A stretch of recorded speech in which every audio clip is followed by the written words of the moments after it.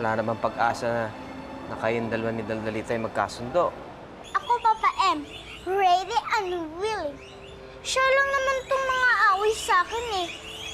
Palibasa, hanggang ngayon, weak niya pa rin matake ang Julie at siya isang fake lang. Oo nga naman. Mabait na bata naman to si Lolita eh. Ewan ko doon sa Daldalitang yun. Oh, bilis-bilisan niyo naman. Ang bagal-bagal. Dahan-dahan, mamaya malamatan. Mahal ang pagawa ko dyan. Lagay doon sa entrance yan.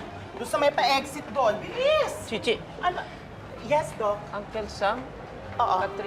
bakit? Sila kayo nanalo? Ay! Dahil pa nila ang nanalo sa loto. Hindi mo ba alam? Sinagot na ni Katrina. Si Uncle Sam. Ikakasal na sila. I love Ikakasal na. It's gonna be weddings! the wedding of the year. Yes! Bongga, diba? Oo, attend kayo, ha? Oy, bilis! Katrina, totoo bang ikay pumayag na magpakasal kay Uncle Sam? Eh, ano naman ngayon? Eh, bakit ka pumayag? Akala ko ba hindi ka handa? Eh, bakit hindi?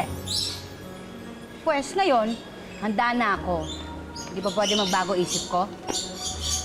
Eh, ang sa akin lang, eh baka naman ikay nagpakadalos-dalos sa desisyon mo. Baka hindi mo pinag-isipan mabuti. Ha? Eh, malaking desisyon yung pagpapakasal. Ano na nasasabi ni Lolita?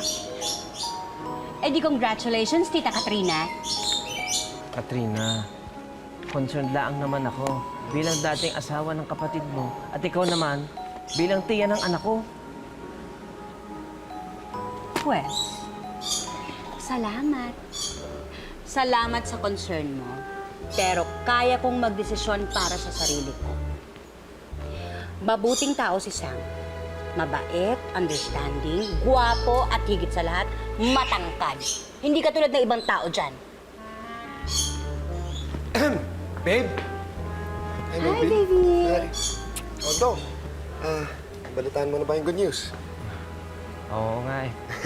Congratulations ha. Thank you. Thank you.